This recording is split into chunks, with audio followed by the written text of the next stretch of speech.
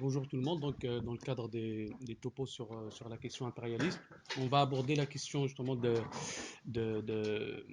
la Palestine, donc de la lutte du peuple palestinien pour son autodétermination et sur justement sur l'état d'Israël, sur les agressions, comme vous avez pu le voir récemment. Donc, il y a eu ce qu'on a appelé la troisième intifada. Donc, où il y a eu une agression justement impérialiste d'Israël dans la région et qui a causé 252 morts et 70 enfants parmi eux, donc des blessés, donc ils sont 50 000, et 50 000 aussi de déplacés. Donc, la politique de la Nikba, donc l'exclusion des Palestiniens de leur terre, de leur maison, donc il continue, ça fait depuis justement 75 ans, donc depuis 1948, quoi. Et dans ce topo, justement, on va essayer justement de déconstruire certains clichés justement qu'on relate sur la question justement palestinienne, israélo-palestinienne, que c'est un problème justement religieux entre les juifs et les arabes, que justement l'entité sioniste, c'est eux voilà, qui dirigent le monde et tout. Nous, on va essayer justement de revenir pour déconstruire déjà ça et voir voilà, échanger et voir comment justement on peut réfléchir une perspective collective pour ça. Donc comment dire, pour aborder ça, donc on s'est dit que parce que ce conflit en fait il concerne pas seulement le peuple palestinien, mais toute une région, parce que l'Israël c'est juste un produit justement de l'impérialisme qui fait que justement il contrôle la région pour défendre les intérêts justement actuellement des États-Unis en particulier, mais de l'impérialisme d'une manière générale contre justement toute une région, ce qu'on appelle le Grand Moyen-Orient.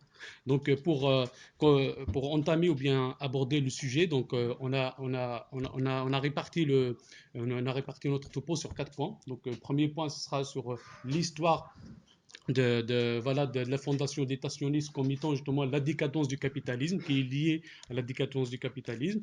Et en deuxième lieu, on va revoir justement, on va revenir sur les différentes résistances et les guerres entre voilà, l'Israël justement, et les États arabes et la Palestine, voilà, et le peuple palestinien.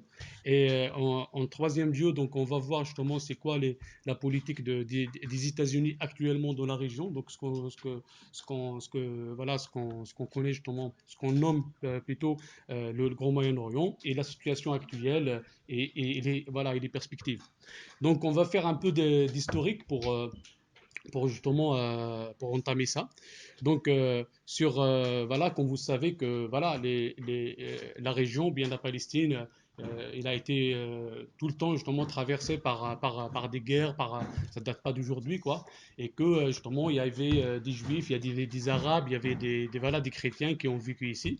Donc les juifs après justement le conflit, notamment pendant l'Empire romain, bon ce qu'on va peut-être sur le temple justement de Salomon et tout, la déconstruction du temple Salomon, donc il y a eu l'exclusion justement des Juifs, etc. Donc, cette région, il a été dominée tout le temps voilà, que ce soit envahi par les Romains, les Byzantins, après par les Arabes, elle a connu justement la période des croisades et tout. Mais le conflit, donc, voilà, cette région a été, avant qu'il soit justement dominé par le colonialisme anglais et français, donc il a été sous l'emprise de l'Empire ottoman. Et du coup, bon, et la question du sionisme voilà, jusqu'à là, il ne se posait pas. Donc, il ne se posait pas. Pourquoi? Parce qu'en fait, les Juifs avant, ils étaient plus ou moins insérés dans la société féodale, donc ils étaient insérés économiquement, que ce soit dans des activités économiques, de l'usure, voilà, commerciale, etc. Et que à partir de voilà, mais même s'il y avait des politiques justement voilà, de discrimination, de ghettoisation, on peut citer par exemple l'expulsion des Juifs en Espagne en 1492 par la reine Elisabeth, par Isabelle de Castille et son mari Ferdinand Aragon. Donc, après, ce qui a débouché sur justement une exclusion vers l'Afrique voilà, l'Afrique du Nord, etc.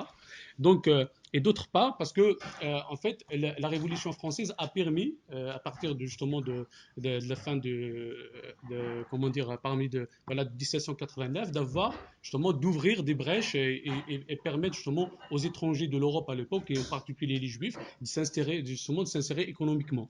Mais justement, pourquoi c'est lié justement la naissance du sionisme, pourquoi c'est lié à la fin du 19e siècle, parce que ça conjugue avec la première décadence capitaliste à partir de 1870. Donc 1870, il y a eu justement ce qu'on appelle la guerre franco-allemande, donc le capitalisme il commence à justement rentrer en crise. Donc c'est à ce moment-là, bon, il y a eu la montée des idées antisémites. Donc, ce qui a justement poussé à l'émergence justement comment dire, d'un courant. Donc, parce qu'à l'époque, on commençait à traiter ou bien à appliquer des politiques de pogrom, ce qu'on appelle justement de piller les juifs de leurs richesses, etc. Donc ça a poussé une partie justement de la communauté juive à constituer un mouvement justement pour se défendre et tout. Donc c'était ce qu'on appelait les amants de Sion en Russie vers 1881. Donc, donc au début, ils étaient minoritaires, mais ils ont commencé justement voilà, à se défendre par rapport à cette montée voilà, de l'antisémitisme.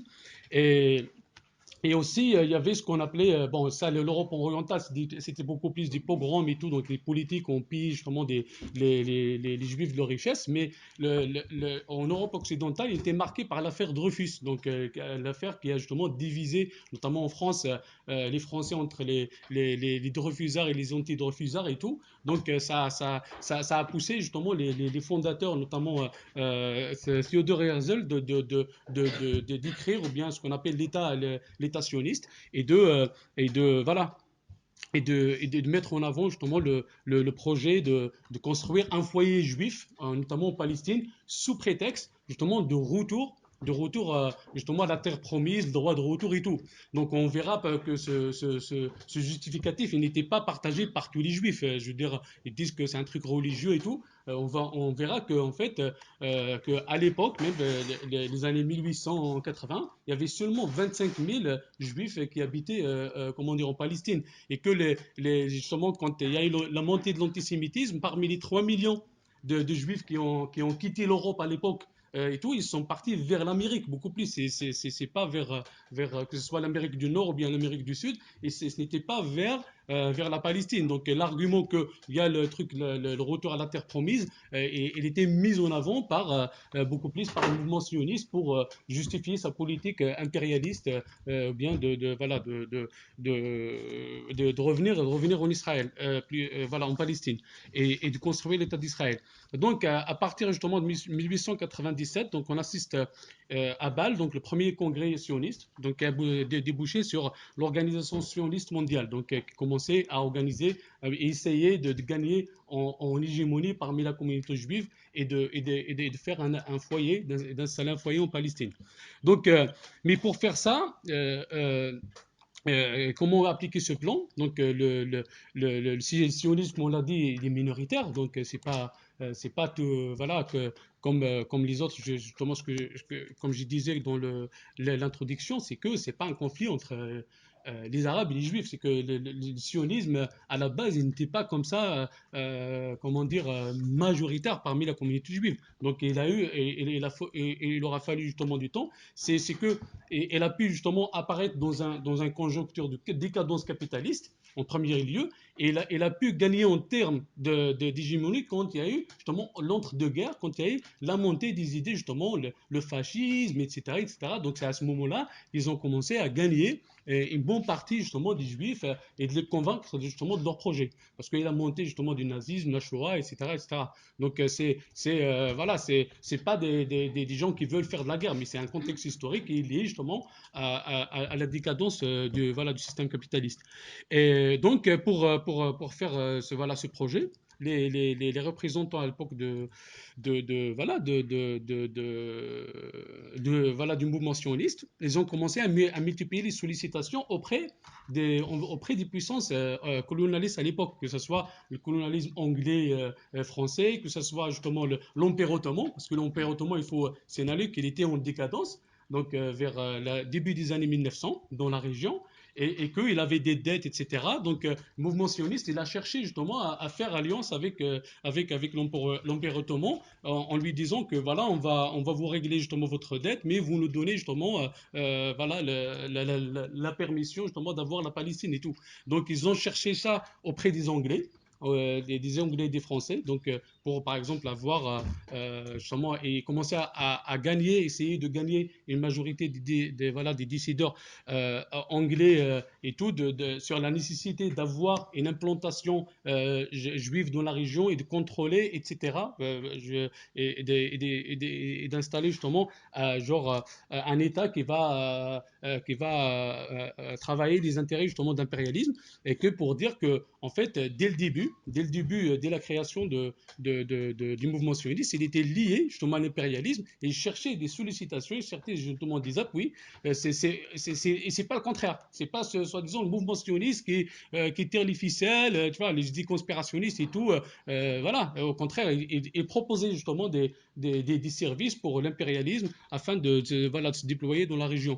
Donc, donc à ce moment-là, en fait, il y a eu un contexte où il y avait le colonialisme anglais et le colonialisme français qui étaient justement, voilà, ils étaient hégémoniques au niveau mondial, etc. Et que de l'autre côté, justement, ils ont refusé au début pour le mouvement sioniste, de leur octroyer justement la Palestine. Au début, c'est en 1903, et ils ont proposé justement l'Angola après l'Argentine. Voilà, pour la constitution, justement, la construction justement, de ce foyer juif.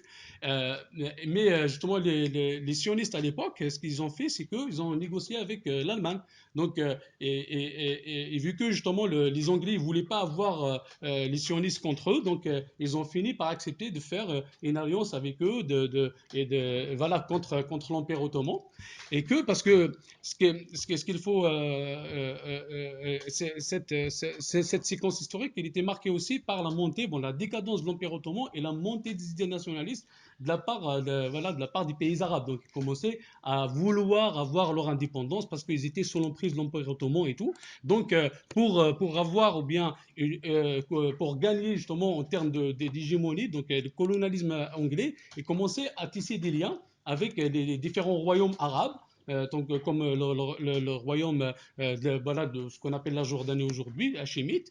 Donc, ils commençaient à faire des alliances avec ces royaumes-là contre l'Empire ottoman pour voilà, avoir l'emprise sur ça, voilà, sur la région. Donc, ces accords, en fait, ces accords, comment dire, ces accords de négociation, de partage justement de la région, c'était les accords, ce qu'on a appelé à l'époque des accords CSPICO, donc c'était des accords secrets entre la France et l'Angleterre, avec justement la complicité à l'époque aussi de la Russie tsariste sur le partage de la région.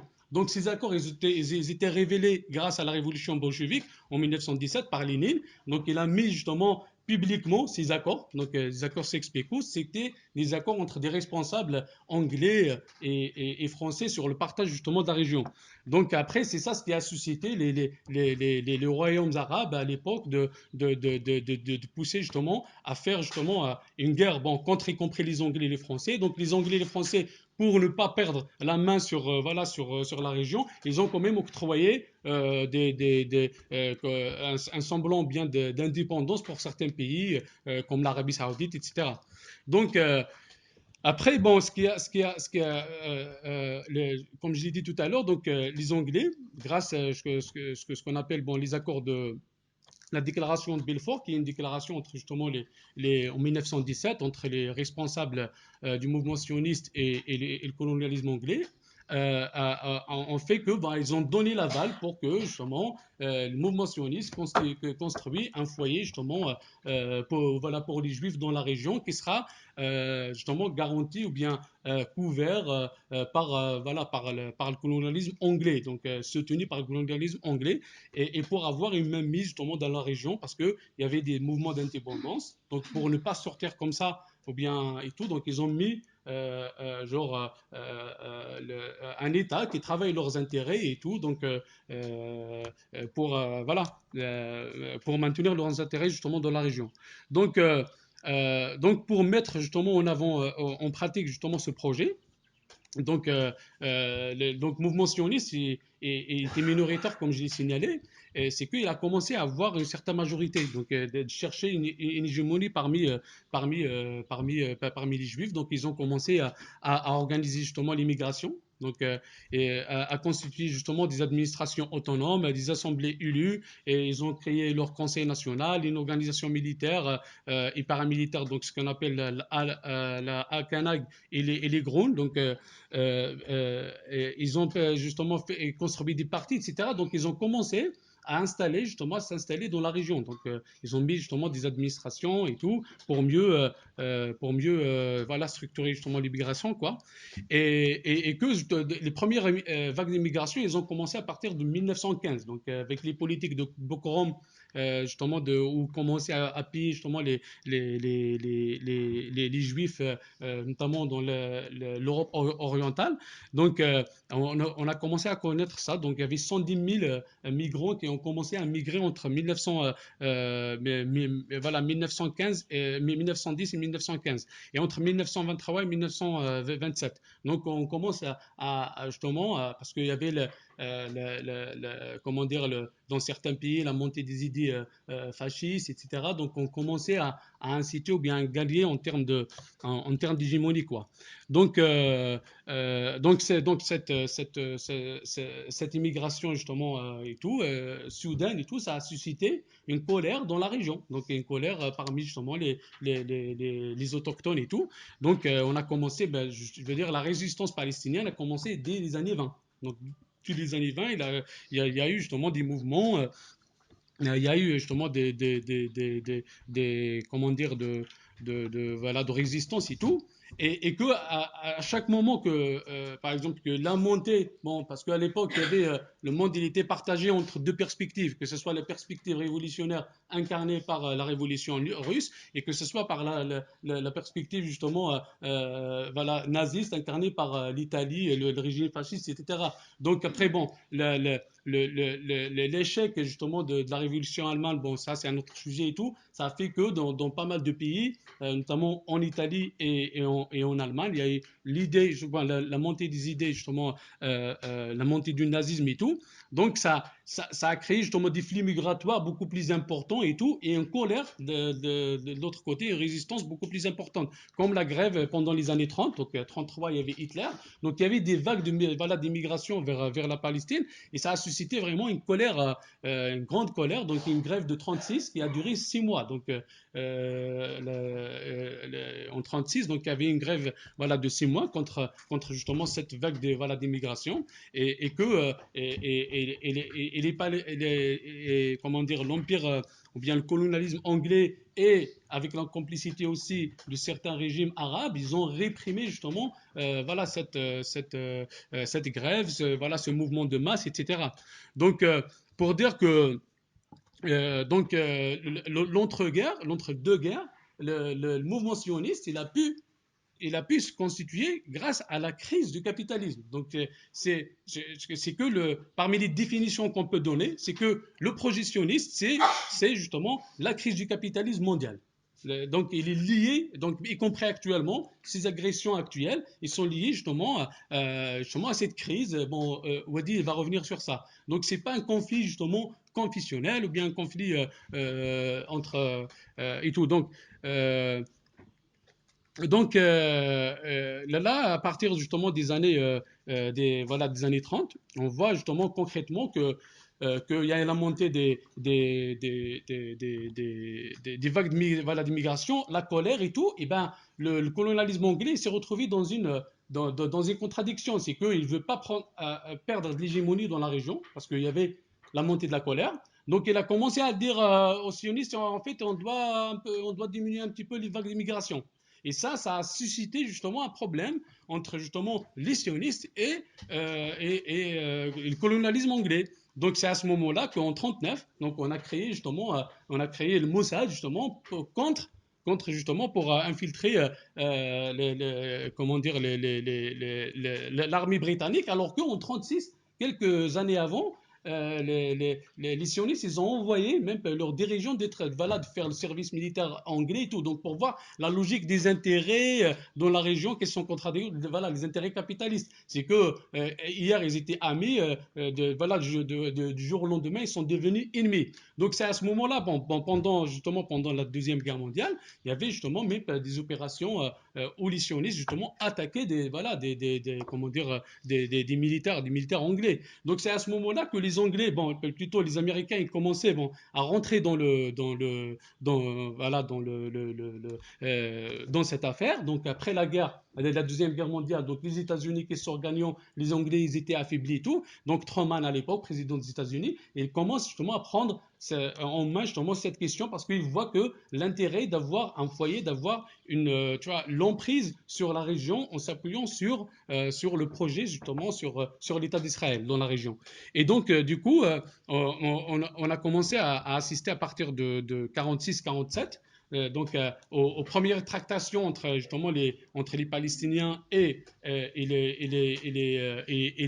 sionistes. Donc à ce moment-là, donc on a commencé voilà la première guerre en 47, plutôt la constitution voilà de l'État d'Israël en 48, donc qui s'est fait justement sur qui s'est fait sur l'exclusion des Palestiniens, tout simplement. Donc, en termes de chiffres, en 48, par exemple, les Juifs, ils étaient 630 000 et les Palestiniens, ils étaient 1 300 000. Or que si on revient, par exemple, aux années 1890, il y avait seulement 25 000 voilà, de Juifs contre 250 000 Palestiniens. En 19, il y avait 60 000 de Juifs entre 800 000 de voilà, Palestiniens. Pour voir justement entre l'accélération d'histoire entre 1882 et 1945, donc avec la crise du capitalisme, les guerres et tout, donc le mouvement sioniste qui est basé justement sur un nettoyage ethnique, elle a pu gagner en termes d'hégémonie. Donc, c'était justement le début de la Nikba, donc c'est-à-dire l'expulsion des Palestiniens historiques par voilà, les troupes paramilitaires. Donc, donc à ce moment-là, donc il y a eu 800 000 Palestiniens qui se sont exclus. Donc c'était quand même brutal. Il y avait 450 villages qui ont été justement détruits. Et on les a remplacés à l'époque par une déportation justement de 350 juifs qui ont immigré entre le 15 mai 48 et la fin de 1949. Donc là, le sionisme, grâce à la catastrophe justement voilà, de l'entre-guerre, de la Deuxième Guerre mondiale, il a pu justement avoir une majorité voilà, parmi la communauté juive. Donc après, bon, depuis, il y a eu ce qu'on appelle bon, les différentes guerres et tout, d'un côté l'Israël et les pays arabes, c'est pas seulement contre la Palestine, parce que après ça a constitué justement un danger voilà, pour toute la région et tout, et d'un autre côté justement la résistance palestinienne. Donc on peut, bon, c'était justement la première crise, c'était en 56 avec justement sur le canal de Suez voilà, contre l'Égypte. On peut citer justement celle de 67, la guerre des 6 jours, 73, la guerre de Kippour, la première guerre du Liban en 82, la première intifada 87, la seconde intifada 2000, la guerre, le conflit israélo-libanais en 2006, la guerre de Gaza en 2008, 2009, la guerre de Gaza aussi en 2014 et la dernière intifada justement en 2021. Donc depuis voilà, il y a eu justement plusieurs guerres, plusieurs résistances et tout. On va revenir sur un point justement, sur le fait que voilà, on entend parler que les États, bon, il y a du soutien pour la question palestinienne par les États arabes, etc. Bon, alors que là, comme on l'a dit tout à l'heure, c'est que dès la naissance de ce projet, il a été accompli ou bien défendu les rois à l'époque, les royaumes arabes, notamment hachémites et tout. Et après, les trahisons, justement, ils ont continué, notamment à partir de... Parce que là, il y a eu la guerre de 73, la guerre de 6 jours. Donc, en fait, il y avait les armées des États arabes d'un côté. C'est que c'est seulement les armées, bon, on peut revenir justement sur ça, c'est que à l'époque, il n'y avait pas, c'est que ces régimes-là, notamment Nasser, etc., ils se sont pas appuyés sur la mobilisation populaire qui a eu justement de toute la région, mais ils se sont appuyés seulement sur leurs propres instruments, bien, leurs propres appareils militaires. Donc c'est des régimes, même si ils sont voilà populistes machin en fait, mais c'est des régimes qui écrasent ou bien ils veulent pas drainer leur population dans le voilà dans des conflits comme ça de lutte contre l'impérialisme. À l'époque, c'est des gouvernements anti-impérialistes, mais qui ne s'appuient pas sur la base, mais beaucoup plus sur voilà, leurs propres appareils. Donc là, c'est donc la trahison des pays arabes, ça a commencé, bon, comme je l'ai dit, dès le début, et notamment la grève de 36, il y a eu une trahison justement de ce qu'on appelle le royaume hachémite, et aussi à partir de 67, 67, donc il y a eu cette alliance justement des armées arabes contre l'Israël. Donc l'Israël il était soutenu notamment par les États-Unis. Ils ont pu justement, y compris se déployer dans les autres pays, notamment en Égypte. Donc ils ont pris le Sinaï, ils ont pris aussi comment dire le Golan pour voilà le truc la Syrie. Donc il y avait une défaite, donc une défaite justement de ces pays arabes. Après en 73. Bon, ils ont signé un accord de paix 70. 73, en fait, ils ont fait genre le truc, ce qu'on appelle la guerre du Kippour, mais c'était juste pour récupérer des territoires, que ce soit de la part pour l'Égypte, ils voulaient récupérer ces territoires, que ce soit la Syrie. Et ça, c'était décidé en amont par l'ONU. Donc l'ONU, il y avait des résolutions au niveau de l'ONU qui disaient que, en fait, l'Israël il doit se retirer des terres en fait, qu'il avait pris en 67. Pourquoi? Parce que les États-Unis à l'époque, ils ne voulaient pas avoir vraiment un conflit dans la région, d'accord, qui va susciter justement une colère populaire et qui risque justement de perdre tous ses biens au niveau de la région. Donc ils ont dit, voilà, en 70, il y avait la résolution au niveau de l'ONU. En 73, quand ils ont signé voilà, les accords de paix, en 73, ils ont fait justement une guerre, ce qu'on appelle la guerre du Kippour. Ils ont récupéré juste les terres, que ce soit par le régime à l'époque syrien ou bien, comment dire, euh, syrien et égyptien en particulier. Donc depuis, donc il y a eu voilà donc les accords de paix entre l'Israël et ces pays, donc au détriment justement de la cause voilà de la cause palestinienne. Les autres, ils ont justement ils ont pas pu justement faire face et ils ont défendu que leurs intérêts. Donc à ce moment-là, donc de 73 jusqu'à les années 87. Bon, 87 parce que c'est la première intifada, un mouvement populaire qui vient de base, qui est basé sur l'auto-organisation, la grève, justement le refus de payer voilà, des impôts, etc. Vraiment un mouvement qui vient de base. Donc il y avait des trahisons, le Koweït et tout, on commençait à reconnaître l'État d'Israël autant qu'un État à part entière dans la région, etc., etc. Donc ça a créé justement un mécontentement, comment dire, mécontentement populaire, donc qui a suscité justement la première intifada, qui est un mouvement radical qui vient voilà, qui vient de la base et qui a des aspirations, voilà, des aspirations voilà, pour l'autodétermination, pour voilà, les droits des Palestiniens, etc. Donc, après, à partir de là, donc, il y avait il y avait un certain nombre comment dire d'opérations, disons, y compris militaires et tout, de la part de l'armée israélienne. Ils ont commencé à assassiner justement des représentants justement de l'OLP, donc l'Organisation de la Libération Palestine. J'ai oublié justement de parler sur ça. Juste, c'est que voilà donc comment c'est constitué justement à partir de les années 60 en fait il y avait la création de ce qu'on appelle l'ALP, donc l'armée de libération de la Palestine, et qu'en 64 on a créé l'OLP, L'OLP, c'est l'Organisation de la libération de la Palestine, qui est un front entre trois forces politiques, à la fois le Fatah, c'est un parti voilà, petit bourgeois et tout. Il y avait le FPLP, qui est un parti stalinien, front populaire de la libération de la Palestine, et le FDLP, le Front démocratique de la libération voilà, de la Palestine, qui est un parti justement, disons, maoïste, de tradition maoïste. Donc c'est un front.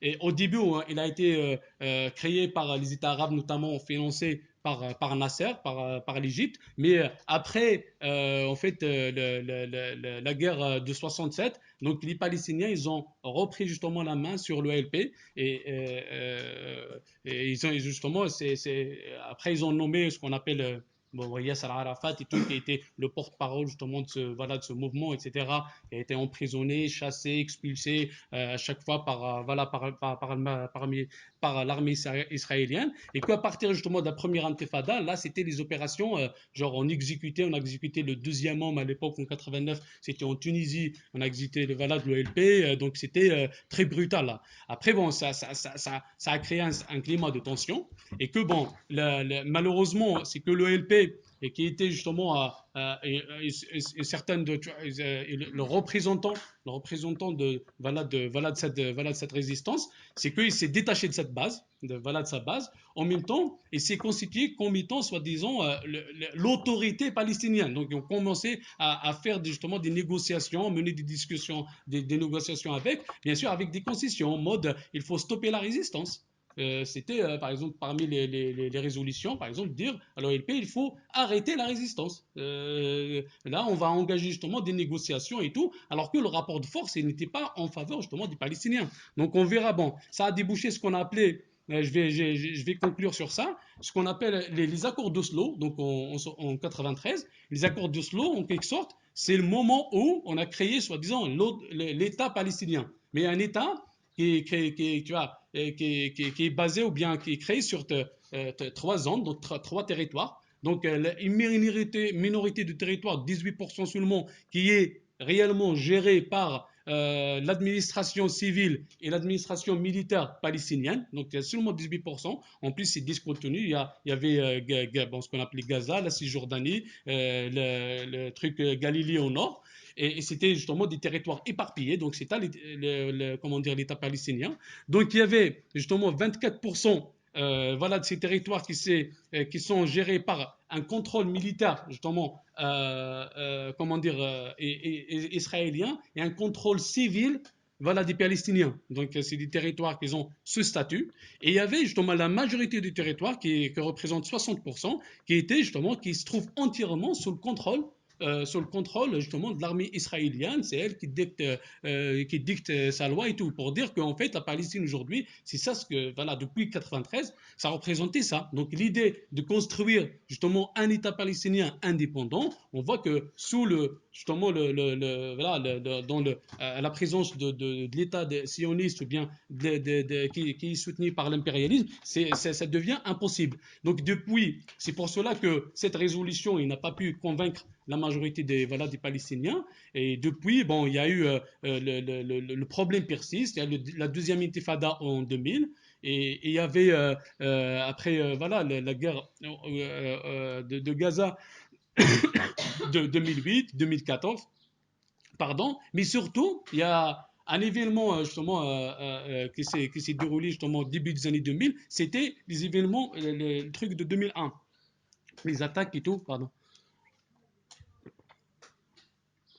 C'était Wall Street, plutôt les tours là de, les tours là voilà, les tours de New York.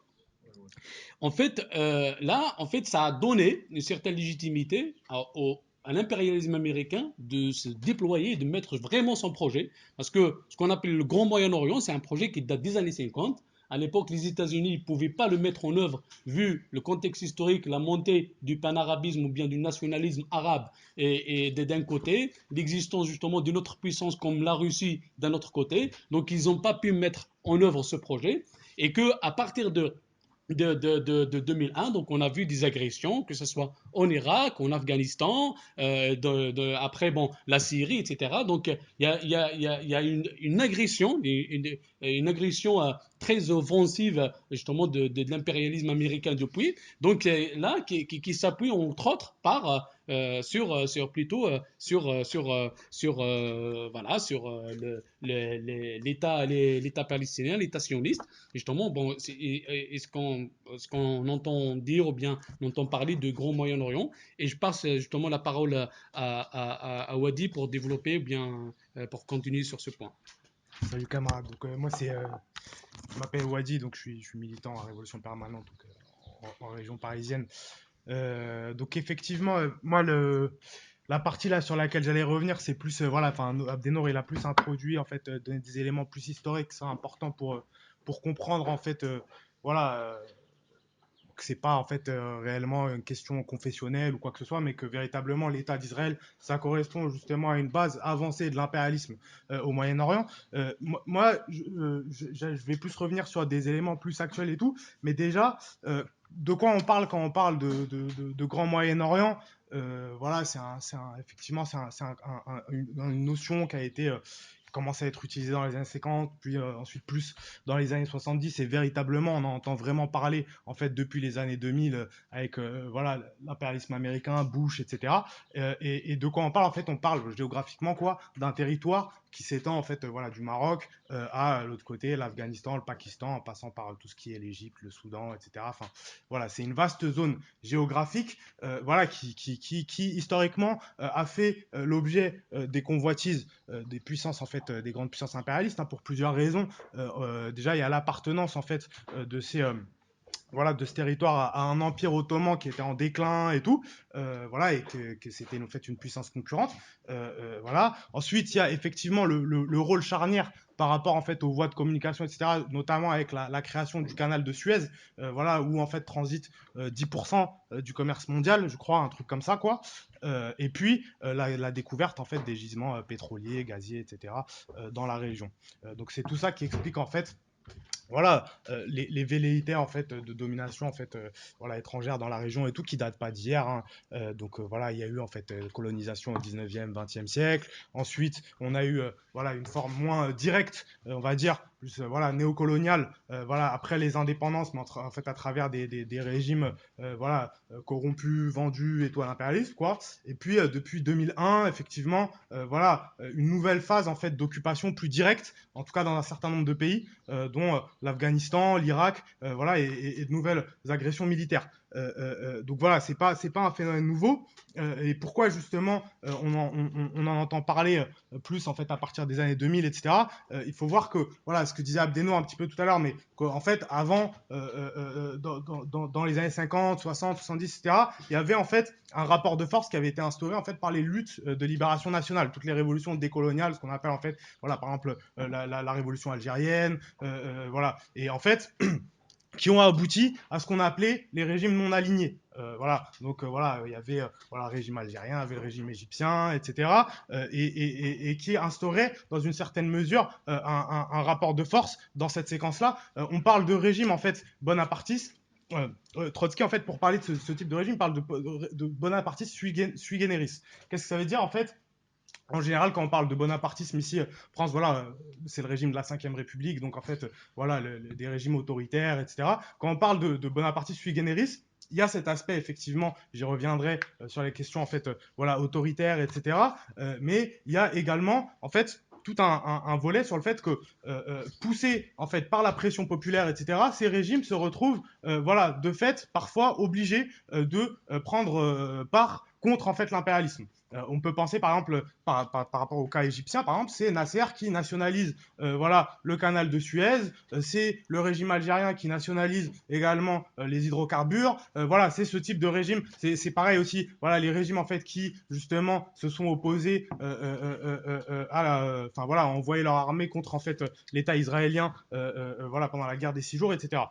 Et en fait, ces régimes-là, même si en fait ils se drapent en fait d'un discours populiste, etc., ils restent que, voilà, ils sont minés par un certain nombre de contradictions. Comme je disais à la base, c'est en fait les luttes des masses populaires en fait qui font qu'ils arrivent là. C'est en fait, voilà, les luttes de libération nationale et tout. Mais ce qui se passe, c'est que si on regarde par exemple le cas de l'Algérie, de l'Égypte ou autre, c'est qu'en fait à ce moment-là, les masses populaires n'ont pas, comment dire, d'expression politique propre, n'ont pas un outil politique propre qui fait qu'elles peuvent prendre le pouvoir par elles-mêmes. Donc on se retrouve dans une situation dans ces pays-là où il y a une forme de rapport de force qui, voilà, une forme en fait, on est obligé de trouver un compromis entre d'un côté les dominés, voilà, qui ont, voilà, mené en fait la bataille de manière acharnée et tout, et puis de l'autre côté, mais qui sont pas capables de prendre le pouvoir jusqu'au bout, et de l'autre côté, les classes dominantes qui, voilà, veulent conserver le pouvoir, etc. Et donc c'est dans ces cadres-là qu'on va avoir ce type de régime qui va venir en fait jouer le rôle d'arbitre en fait entre les deux, etc.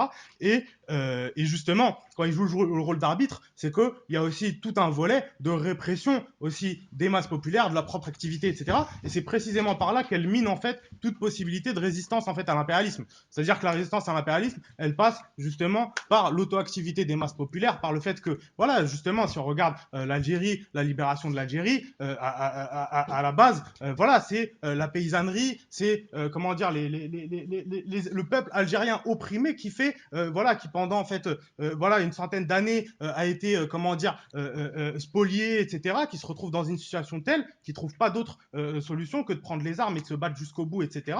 Et comment dire, et derrière, en fait, cette révolution, elle est, comment dire, volée, détournée par justement ce type de régime qui viennent en fait, voilà, jouer un rôle tampon.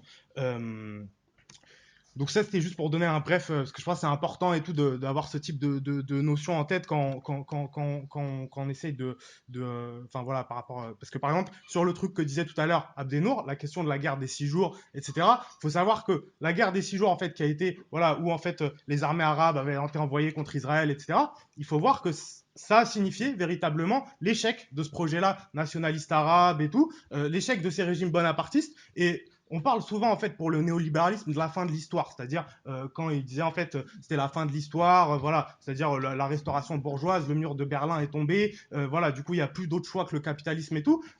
Dans le Moyen-Orient et voilà, dans les pays en fait voilà, dans ces pays-là, la fin de l'histoire, c'était quoi? C'était, voilà, justement, qu'en fait, on était condamné en fait à perdre et à pas réussir justement à résister contre l'impérialisme. On avait donné tout ce qu'on pouvait pendant les guerres de libération nationale, et en fait, maintenant, on se retrouvait à défaite sur défaite sur défaite, et en fait, on pouvait pas relever la tête, quoi. Voilà. Et la guerre des 6 jours, effectivement, ça a été l'incarnation de tout ça.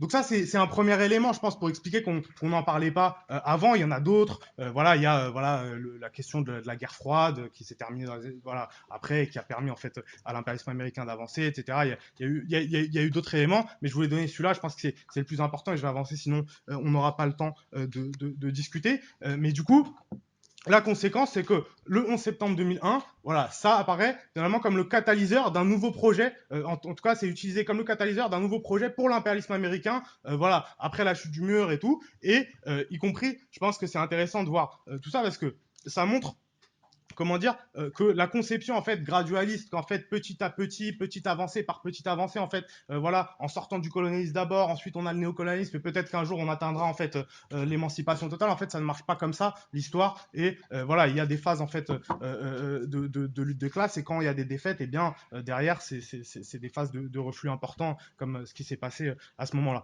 Et du coup, voilà, il y a eu tout ce projet-là voilà, de l'impérialisme américain qui s'est déployé dans la région au nom, voilà, de l'impérialisme et tout. Donc voilà, c'était Bush en fait qui, voilà, nous disait que voilà, il fallait en fait aller instaurer la démocratie en Afghanistan, en Irak, etc.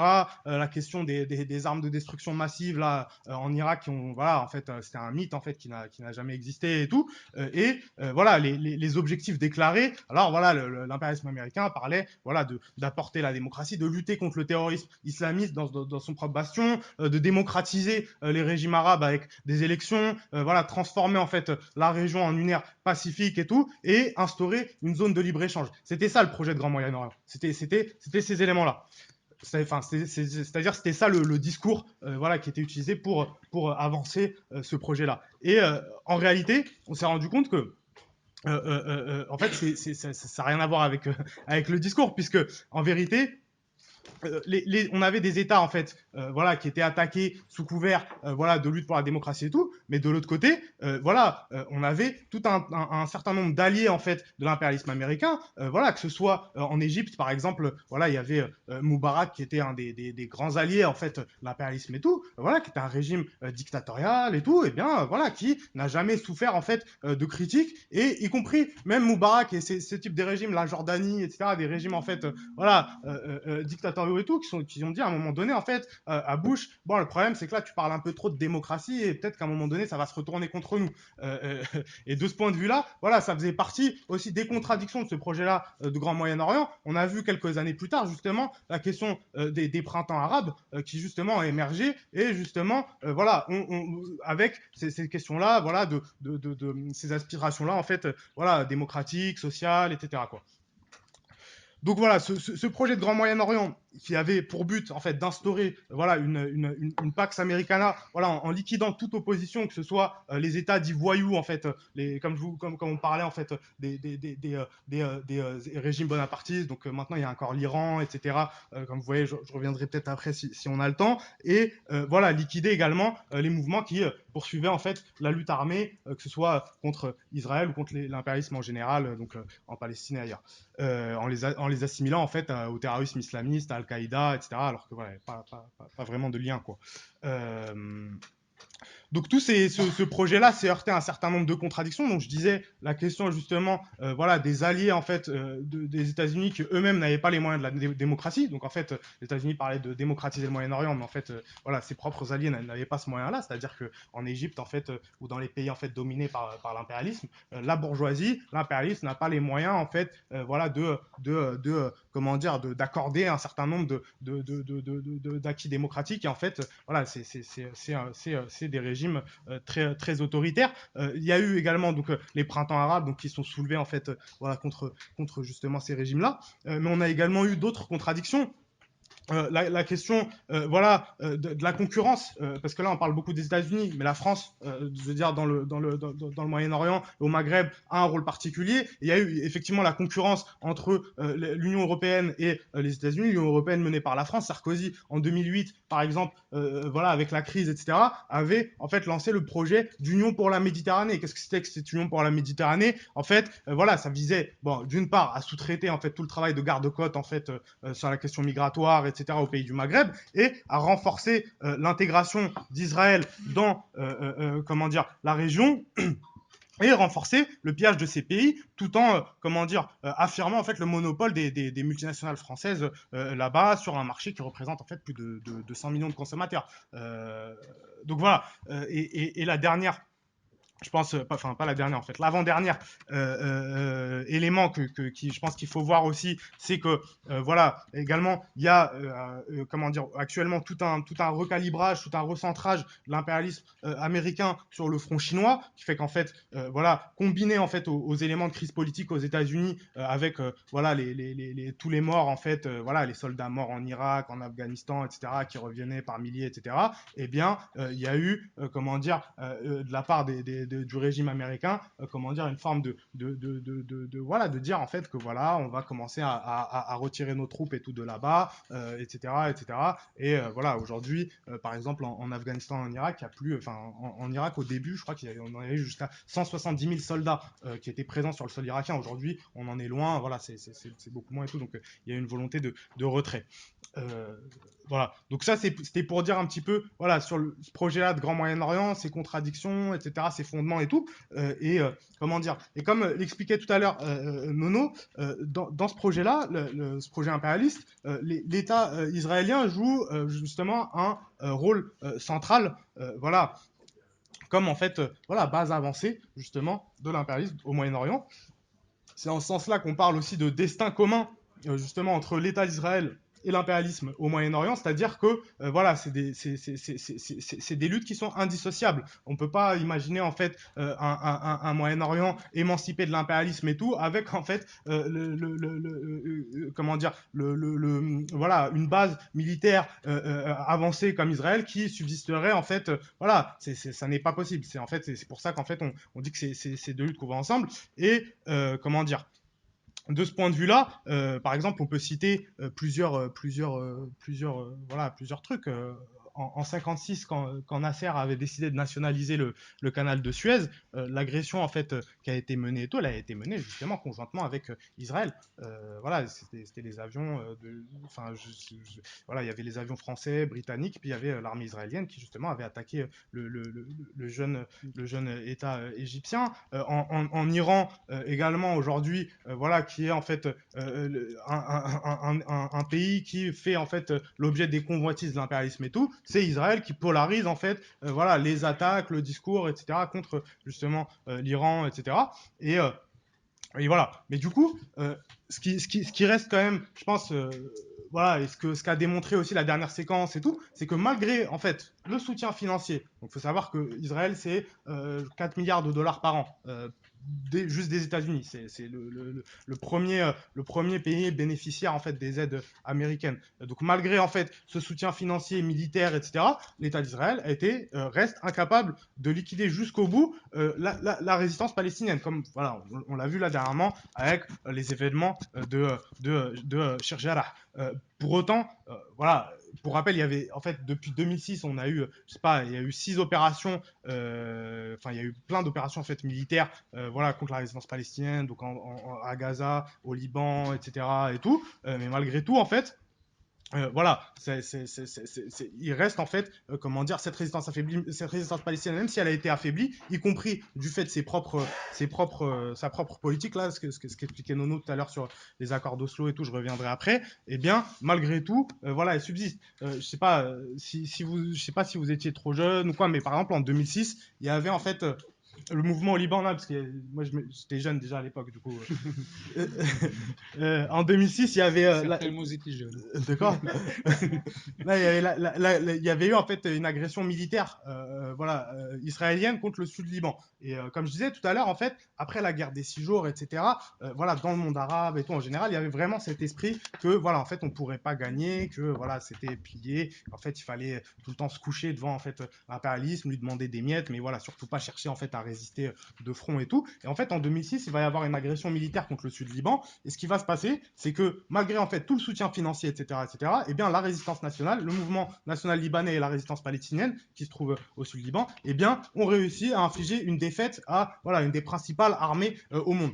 Ça change beaucoup de choses. Ça change beaucoup de choses parce que du coup, ça interroge même tous les régimes arabes qui, voilà, en fait, comment dire, collaboraient avec Israël sous prétexte qu'on pouvait rien faire et tout. Eh bien, ça les met en porte-à-faux. Comment en fait une résistance, voilà, de guérilla et tout, voilà, arrive en fait à comment dire, à infliger une défaite et tout, à cet état-là. Je sais pas si je peux vous citer une meuf, en fait, une militante du Parti communiste libanais, qui disait, en fait, voilà, elle disait quoi? Elle disait, les Arabes attendaient avec une angoisse qui leur serrait le cœur. Ça, c'était au début de l'invasion, c'est-à-dire les gens flippaient et tout. Nous avons reçu beaucoup de délégations au Liban, des délégations arabes.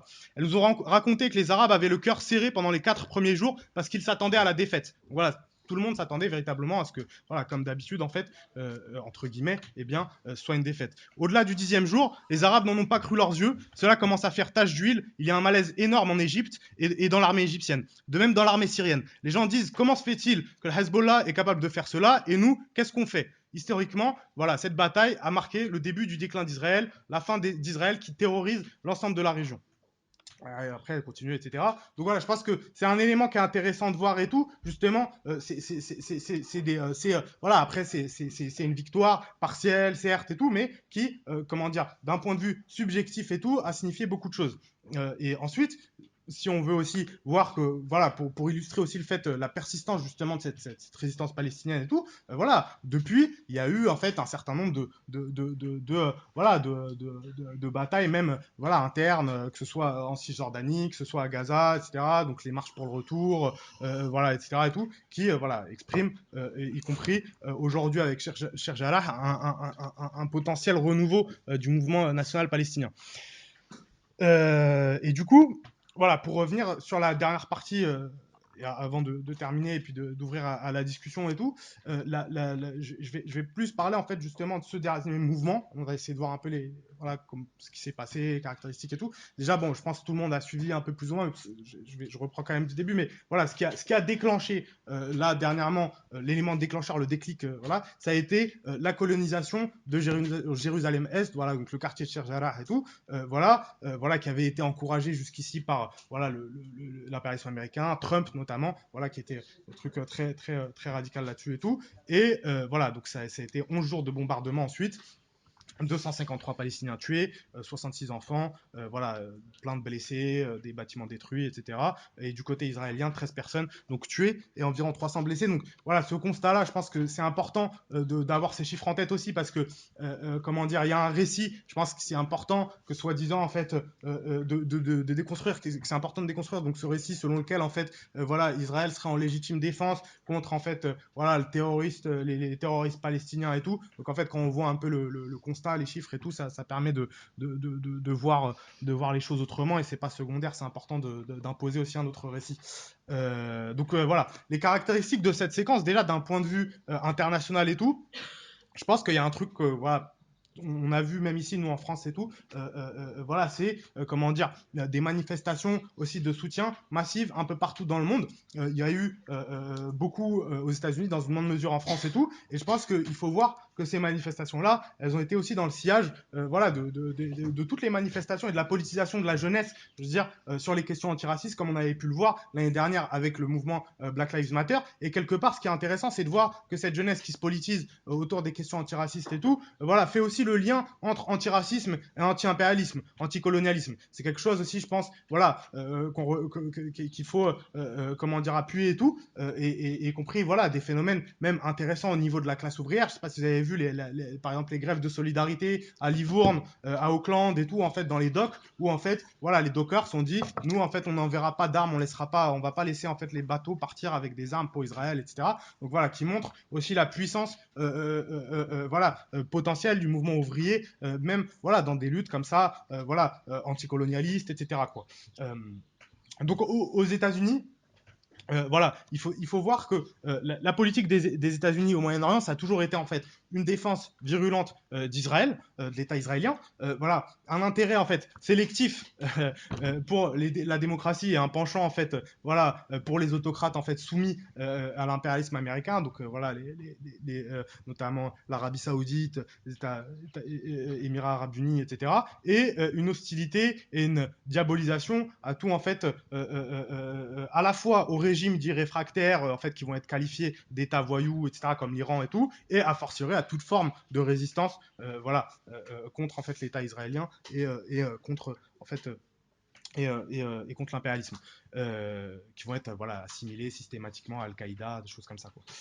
Il faut voir que le passage de Trump à la Maison-Blanche, ça avait en fait radicalisé quelque part ces caractéristiques-là, voilà, où en fait, voilà, avec le truc America First et tout, voilà, il n'y avait même pas enfin voilà, tous les vernis un petit peu démocratiques, soi-disant, et tout, qu'essayaient de mettre ses prédécesseurs, voilà, il n'avait même plus, et même sans ménager même ses propres alliés, quoi. Comment dire. Et par exemple, je sais pas si vous vous souvenez, mais la première mesure qui a été mise en place par Trump, c'était un truc voilà, qui interdisait en fait aux ressortissants des pays dits musulmans de rentrer sur le territoire national américain. Donc voilà, pour illustrer un peu le truc, quoi. Derrière l'élection de Biden nouvelle, là, elle change pas fondamentalement en fait les traits de l'impérialisme américain, mais ça lui fait prendre en fait une forme différente. Il y a en fait toute une tentative aujourd'hui de restaurer une forme de soft power dans la région. C'est-à-dire, voilà, par exemple, on voit que le secrétaire d'État américain qui est parti faire une tournée au Moyen-Orient et tout, voilà, il va visiter l'autorité palestinienne, il va visiter en leur promettant voilà, quelques millions pour reconstruire des choses comme ça et tout. Il faut savoir qu'avant, Trump, par exemple, il répondait même pas en fait à Mahmoud Abbas. C'est-à-dire, il lui répondait même pas au téléphone. C'était une humiliation, voilà, truc et tout.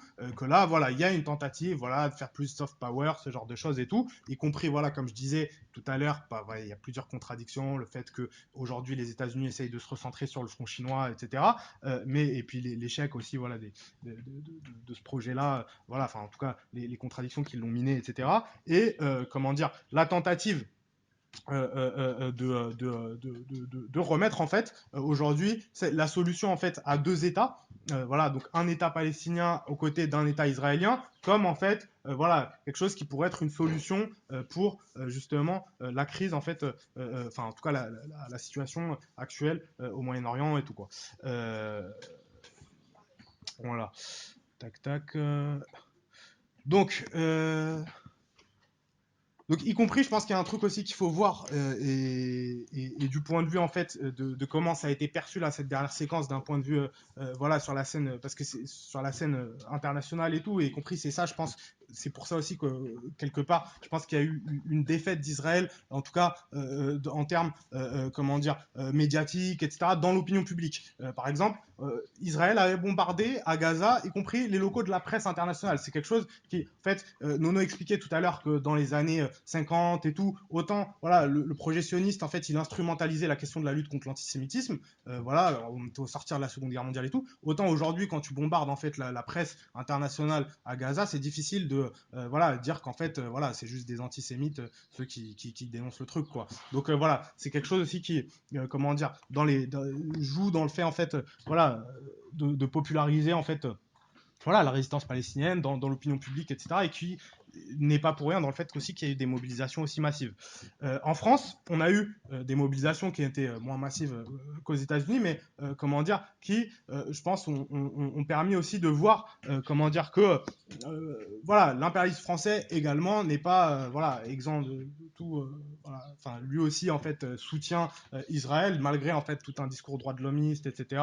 Et voilà, il y a en fait un discours, un soutien inconditionnel en fait à l'État d'Israël depuis voilà, même si en fait ça a été sur une ligne un peu différente. Donc voilà, comme je vous disais tout à l'heure, tout le truc avec l'Union pour la Méditerranée, qui est une tentative en fait un petit peu de comment dire, voilà, de garder en fait le précaré en fait du Maghreb et tout pour l'impérialisme français. Je sais pas si vous avez entendu là récemment le truc là, le rapport Stora sur l'Algérie, c'est un truc qu'on avait beaucoup dans les journaux et tout, soi-disant en fait voilà, Macron commandait en fait un rapport. Ce qu'il faut voir, c'est que tout ça, ça s'inscrit dans une volonté du régime français de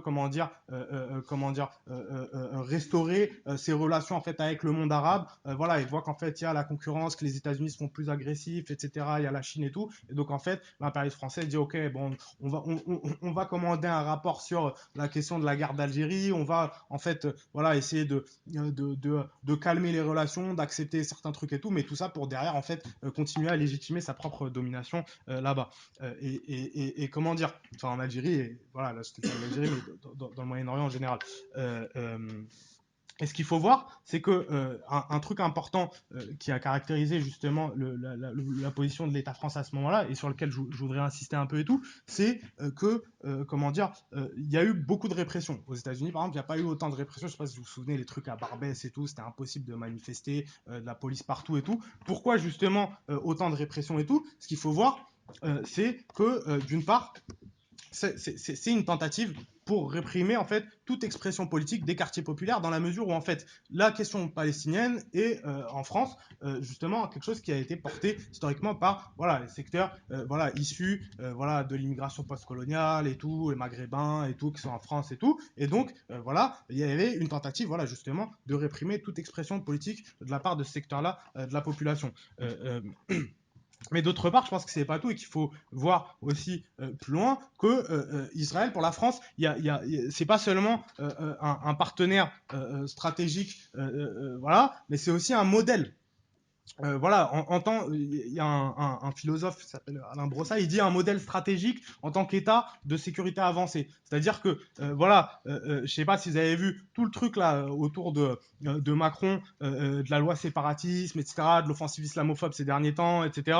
Et voilà, comment dire, Alain Brossat, ce qu'il dit, c'est qu'il s'agit là, en fait, pour le pouvoir, de donner à entendre à l'opinion publique française et internationale que, en fait, on a un problème avec l'activisme arabo-musulman, voilà, tout comme Israël en fait en a un. Voilà.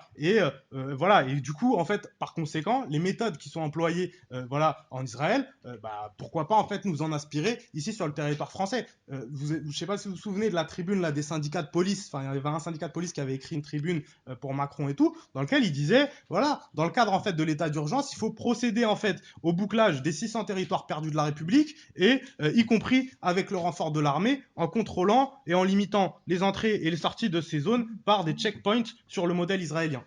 Voilà, donc c'était, voilà, c'est parlant en fait.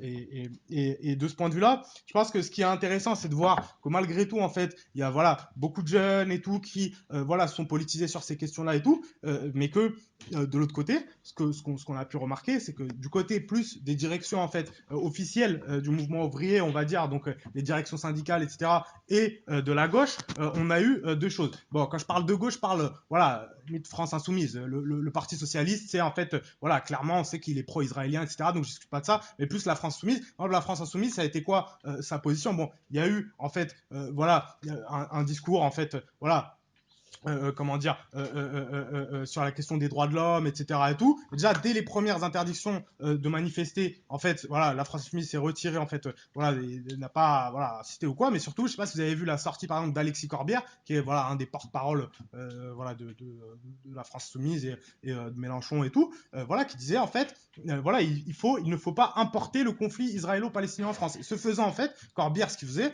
donc, voilà, un dirigeant, en fait, de la France Insoumise, c'est, en fait, renvoyer à pied d'égalité en fait les deux parties, donc israéliens, palestiniens et tout, voilà, et accréditer en fait la thèse voilà culturaliste quoi, comme quoi en fait c'est une histoire de juifs contre arabes et que en fait voilà en France à la limite voilà on parle des droits de l'homme mais sinon on a rien à foutre quoi. Et bon et après du côté plus des directions syndicales, direction du mouvement ouvrier et tout, bon voilà on a eu en fait un silence radio, silence de mort quoi.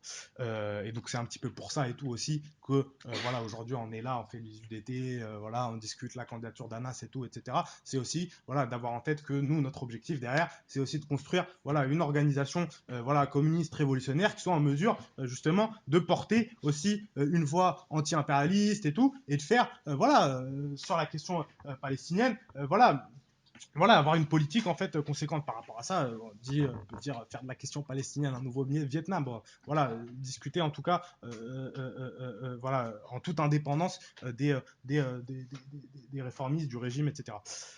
Donc ça, c'était voilà plus du point de vue de la France et des États-Unis. Je touche bientôt à la fin, vous inquiétez pas. Euh, donc après, ce qu'on a eu, et toujours sur la scène internationale, on a eu en fait ce qu'on a pu observer là avec justement dans cette dernière séquence avec comment dire l'agression israélienne enfin la nouvelle agression israélienne à Jérusalem et tout et en Palestine. Il y a eu en fait également, je pense un truc qui est important de voir, c'est une mobilisation en fait dans les pays voisins. Je pense que c'est important de le souligner. Pourquoi? Parce que depuis plusieurs années il y avait une tentative de normalisation. Je ne sais pas si camarades ont vu par exemple au Maroc, le Maroc en fait a négocié hein, avec les États-Unis, le roi du Maroc en fait et le régime marocain a négocié en échange en fait du soutien de Trump et du régime américain à la colonisation des Sahraouis. En fait, voilà, le régime marocain a tout simplement accepté de normaliser ses relations avec Israël. Là, devait se tenir en fait, s'il n'y avait pas eu en fait ces mobilisations là et tout, en fait, il y a quelques semaines, il devait se tenir un forum en fait des entrepreneurs marocains qui justement veulent investir en Israël. Vous voyez donc c'est voilà, c'est une normalisation en fait des relations qui jusque-là en fait étaient empêchées par la mobilisation et tout, mais comme je disais, voilà, il y a eu toute la phase en fait de restauration néolibérale, etc. et tout qui avait permis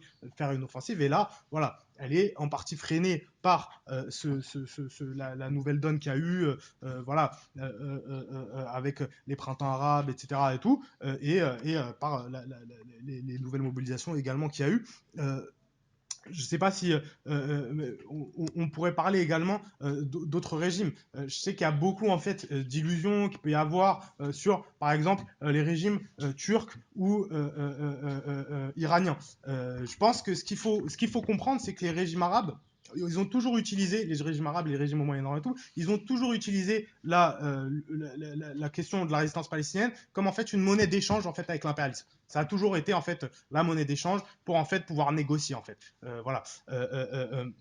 Si on regarde, par exemple, la question de l'Égypte et du Qatar, qui là, en fait, ont joué le rôle, comment dire, comment dire, comment sponsor ou je sais pas porte-voix en fait du Hamas dans les négociations, eh bien si on regarde leur rôle, eh bien derrière c'était surtout s'ils ont fait ça, c'était surtout pour voilà peser plus derrière dans leur relation avec le gouvernement de Biden et tout, sachant que voilà le régime égyptien c'est le chef d'État arabe préféré de Trump selon ses propres mots quoi. Mais de l'autre côté voilà donc je parlais de la Turquie et de l'Iran. Si on regarde aujourd'hui ce que je disais tout à l'heure sur la question en fait de la résistance à l'impérialisme, comment en fait c'est une question voilà qui implique comment dire de développer l'auto-activité des masses, etc.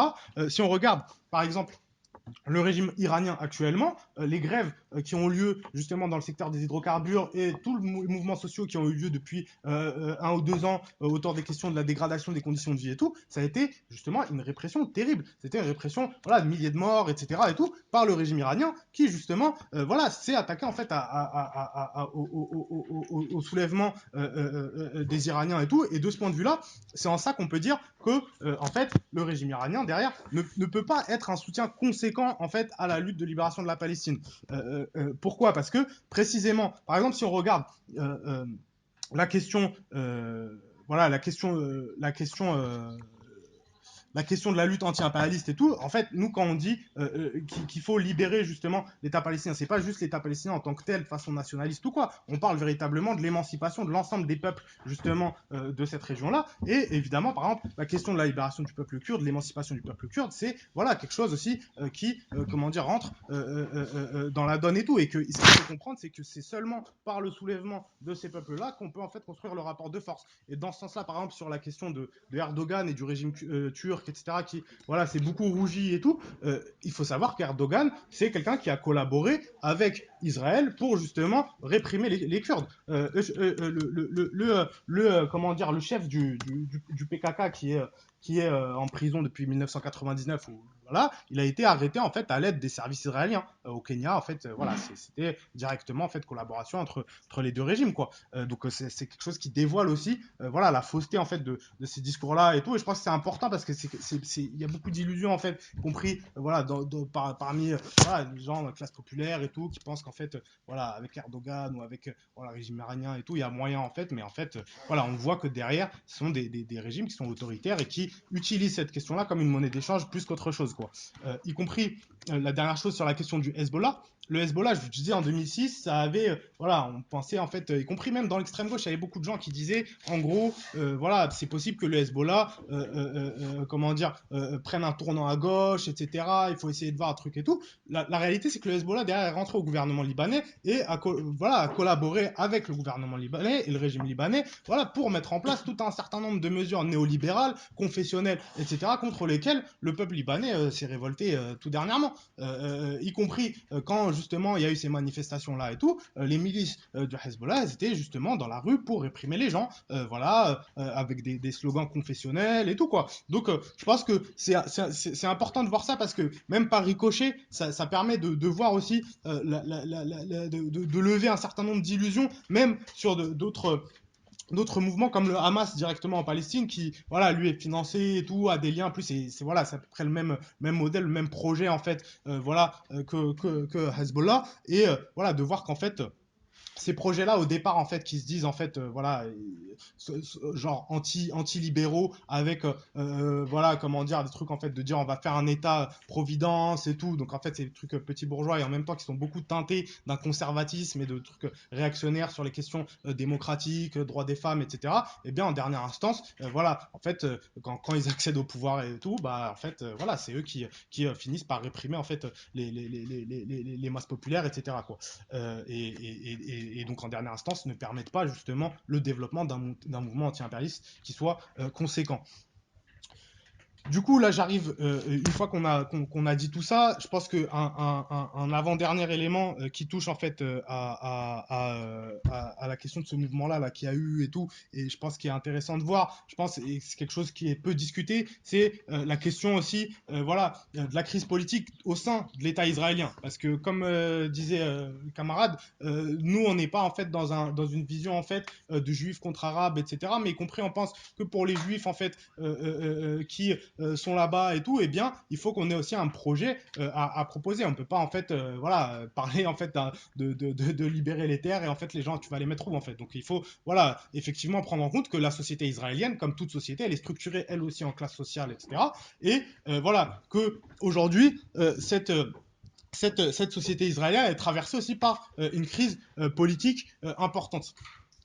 Déjà, je pense qu'il y a un truc qu'il faut voir, c'est que le lien, enfin le ciment de la société, pas de la société, mais enfin oui, le ciment de la classe politique et de la société israélienne, tout, qui fait qu'en fait, voilà, qui arrive à étouffer un certain nombre de choses et tout, c'est justement la politique coloniale et sécuritaire. C'est ça qui fait qu'en fait, voilà, on arrive à effacer les autres questions. Et dès que ça disparaît, en fait, il y a beaucoup d'autres questions qui réapparaissent, questions sociales, questions démocratiques, etc. Par exemple, là, avant en fait les mobilisations de Sheikh Jarrah et tout, il y avait en fait dans la société israélienne, comme en fait les gens avaient quasiment oublié qu'en fait il y avait encore des Palestiniens et tout, parce qu'il n'y avait plus beaucoup de, voilà, c'était plus nuancé, il y avait moins, il y avait eu quoi, il y avait eu les intifadas des couteaux et tout, mais c'était un truc ultra, comment dire, voilà, désespéré. C'était des jeunes Palestiniens qui allaient attaquer au couteau comme ça et tout, mais c'était pas de mouvement de masse et tout. Du coup, voilà, il y avait l'idée dans la société israélienne que voilà, c'est bon, en fait, le problème, c'était plus un problème sécuritaire et tout. Et du coup, était émergé un certain nombre de questions. Il y avait eu tous les scandales autour de Netanyahou, voilà, qui a été voilà, accusé de corruption, etc. et tout. Il y avait également eu des mobilisations sociales contre en fait les réformes néolibérales, les dégradations des conditions de vie, etc. ces dernières années, qui voilà, avec la crise et tout. Et comment dire, c'est quelque chose qui est en réalité qui est pas nouveau, c'est quelque chose qui avait déjà eu lieu. À chaque fois en fait qu'il y avait des moments d'accalmie comme ça et tout, il y a eu en fait des révoltes comme ça. À la fin des années 50, il y avait eu ça en fait avec les juifs orientaux, qui sont dit séfarades en fait, voilà, qui étaient venus notamment du Maroc, etc. Et bien voilà, eux qui se retrouvaient dans une situation compliquée en fait après justement la guerre, étant donné que là, on avait, enfin voilà, il y avait une victoire israélienne et tout, et du coup en fait se retrouvaient dans un moment où la situation politique en Israël était plus polarisée par ces questions-là. Il y a eu même après, enfin il y a eu beaucoup de moments comme ça et tout, mais du coup tout ça pour dire que aujourd'hui si on arrive à avoir un gouvernement en Israël qui est, comment dire, c'est une coalition avec la gauche, entre guillemets, je reviendrai un peu sur le terme tout à l'heure, la gauche sioniste, l'extrême droite, etc., eh bien, c'est le géant fondamental, c'est ça. C'est justement la question coloniale, sécuritaire et tout. Parce que c'est ça aujourd'hui le gouvernement, en fait, c'est un gouvernement de coalition entre des secteurs du parti travailliste, donc entre guillemets gauche sioniste, et l'extrême droite et tout, quoi. Et même, en fait, un secteur de parlementaires arabes qui sont en fait cooptés pour en fait les envoyer en fait négocier et calmer en fait les gens, les Palestiniens, etc. Quoi. Donc voilà, donc je pense qu'il faut voir que en Israël également il y a en fait voilà, des turbulences dans la scène politique, etc. Et que il s'agit de voir comment, en fait, aujourd'hui, avec en fait toutes les images qu'il y a eu de l'agression israélienne, etc. Comme je disais, les attaques sur la presse internationale, les images qui circulent, des trucs comme ça et tout. Comment en fait, il peut y avoir aussi l'émergence d'une jeune génération qui en fait ne cautionne pas justement ces questions-là, enfin en tout cas ne cautionne pas les agressions à répétition, les choses les plus brutales, etc. Il n'y a pas d'expression politique directe et tout, mais on a vu notamment voilà, des manifestations à certains moments et tout, voilà, de jeunes Israéliens qui voilà, refusaient en fait et se solidarisaient en fait avec les Palestiniens et tout. Donc tout ça pour dire que voilà, c'est aussi des éléments à prendre en compte dans la manière dont on pense le conflit et sa solution. Enfin, pour terminer, plus d'un point de vue interne à la résistance palestinienne, il y a en fait, je pense, chose importante qu'il faut voir, c'est que ce mouvement-là, il rappelait une chose importante, c'est que la cible, c'était pas l'extrême droite israélienne. Quand on lisait les journaux ici un peu en France et tout, il y avait en fait des éditorialistes et tout qui tendent en fait à te donner cette idée-là, comme si le problème c'est l'extrême droite israélienne. Et en fait, ce mouvement-là rappelait en fait que le problème, ce n'est pas l'extrême droite ou la gauche ou quoi, c'est le sionisme en lui-même, c'est l'État israélien, c'est la politique, la colonisation en fait israélienne en Palestine. Voilà, y compris, on a eu en fait des gouvernements de gauche sioniste entre guillemets. Tout à l'heure, je disais gauche sioniste et tout. Pourquoi ce terme est un peu ambigu et tout? Parce que en vérité, on a eu des gouvernements de gauche sioniste qui ont justement, comment dire, mené en fait des offensives militaires, les guerres ethniques et tout. La première guerre ethnique, truc avec le premier guerre là pour faire le nettoyage ethnique, c'était dirigé par Yitzhak Rabin. C'était dans les années, à la fin des années 40. C'était voilà ce héros de la gauche sioniste justement. Voilà, c'était les premiers. Et donc de gauche comme de droite ou quoi, ce que je veux dire, c'est que en fait le problème, ça n'est pas l'extrême droite israélienne ou quoi que ce soit, comme en fait voilà un certain nombre d'éditorialistes le laissaient penser, etc. Et y compris voilà que enfin bon voilà enfin un truc bon mais ça c'est pas grave.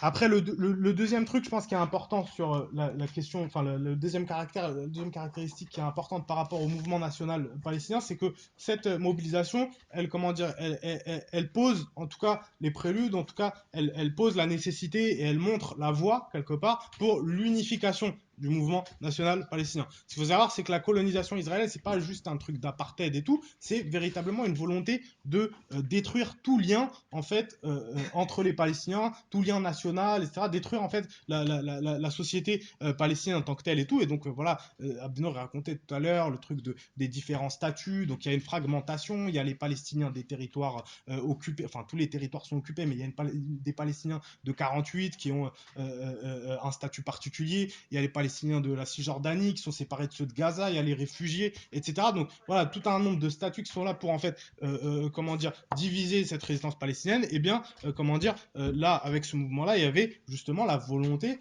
justement d'un mouvement qui soit uni. Et on a eu notamment la grève du 13 mai, qui était une grève nationale de tous les Palestiniens, voilà, qui justement, voilà, s'opposait en fait à l'État colonial et tout. On a eu en fait pour la première fois aussi, enfin pour la première fois depuis un moment en tout cas, comment dire, à Gaza, voilà, la pression populaire était telle que voilà, le Hamas a été obligé de réagir. D'habitude, quand il se passe des choses en Cisjordanie, le Hamas ne réagit pas et tout. Mais là, voilà, il y avait tellement une pression populaire et tout qu'ils ont été obligés de réagir, y compris à l'extérieur. On a vu, voilà, au Liban, en Jordanie et tout, des réfugiés palestiniens qui, voilà, qui venaient, qui manifestaient aux frontières, qui traversaient les frontières, etc.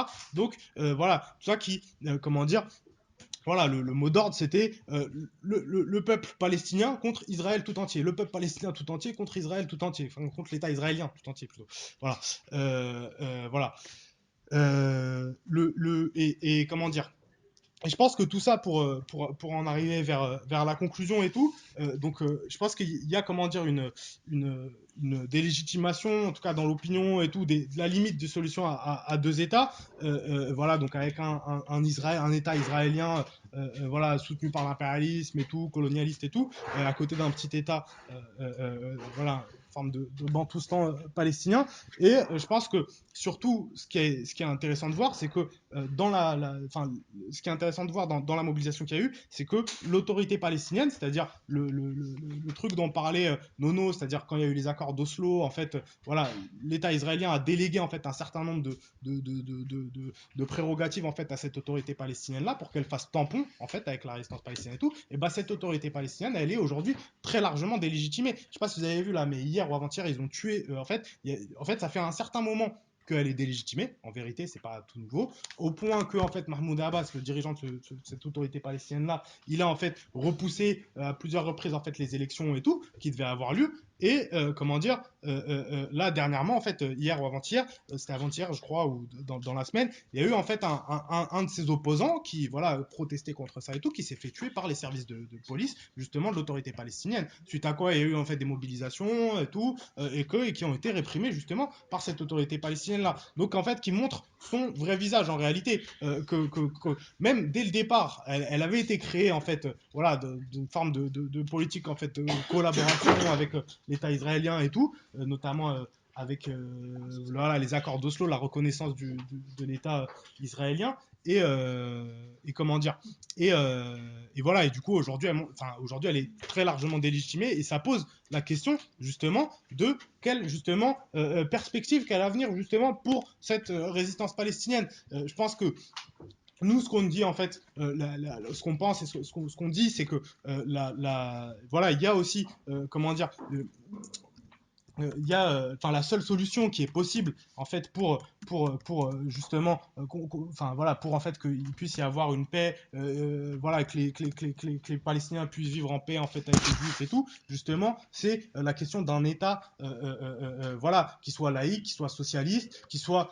justement, comment dire, qui s'inscrive aussi, comment dire, voilà, qui soit, enfin voilà, qui soit le produit d'un combat qui s'inscrive avec les méthodes de la lutte des classes en fait, que c'est comme ça justement qu'on peut voilà, arriver en fait à libérer en fait voilà, la région de l'impérialisme, etc. Et de ce point de vue là, voilà, aujourd'hui on voit une force, voilà, une nouvelle force, donc la jeunesse et tout, palestinienne, qui a été comment dire, qui n'a pas en fait vécu les accords d'Oslo, qui n'a pas en fait tout le poids des défaites sur le dos, etc. Et qui n'accepte ni la stratégie en fait confessionnelle du Hamas et tout, ni en fait voilà, la supercherie des deux États, l'autorité palestinienne et tout, et que justement il faut voir comment aujourd'hui cette jeunesse palestinienne, elle peut justement avoir, comment dire, avoir une expression politique propre et tout, qui aille dans ce sens-là. Et je pense que pour terminer, la chose, je pense, sur laquelle il faut essayer d'insister, c'est que l'unité d'un mouvement national palestinien aujourd'hui, elle ne peut que se construire, parce que s'il y a eu une victoire, certes et tout, enfin une victoire relative en tout cas, mais que voilà, subjectivement ça a marqué quelque chose et tout, ce sur quoi il faut s'appuyer justement, je pense, pour pas laisser en fait à nouveau, comment dire, des